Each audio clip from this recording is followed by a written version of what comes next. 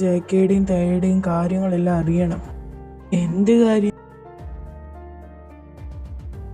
ഇനി ആ പാവത്തിനെ വേദനിപ്പിക്കാൻ പാടില്ലടാ. അവളിപ്പോൾ ഹാപ്പിയാണ്.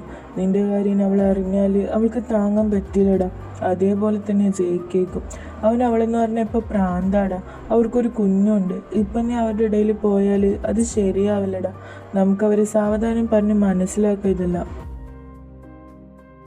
ഓക്കെ, ഞാൻ കാരണം എൻ്റെ തേനെ സങ്കടപ്പെടാൻ പാടില്ല. ഞാൻ പോവാം, അവൾ അറിയണ്ടൊന്നും.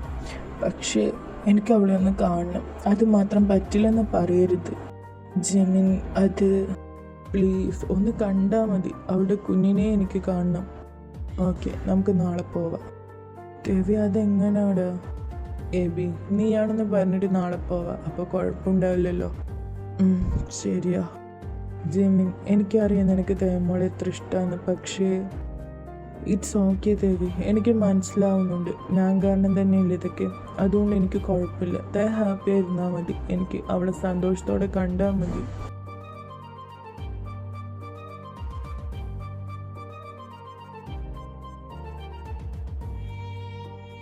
ഡി കള്ളിപ്പെണ്ണെ, നിനക്ക് ഉറങ്ങിക്കൂടെ പെട്ടെന്ന്? അയ്യോ, എന്താ അവള്? പെട്ടെന്നൊന്ന് ഉറങ്ങു പെണ്ണെ. അതൊന്നും നീ അറിയണ്ട.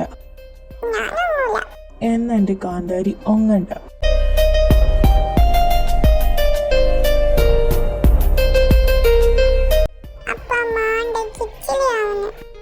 അതിനു വേണ്ടിയല്ലേ ചെയ്യുന്നേ?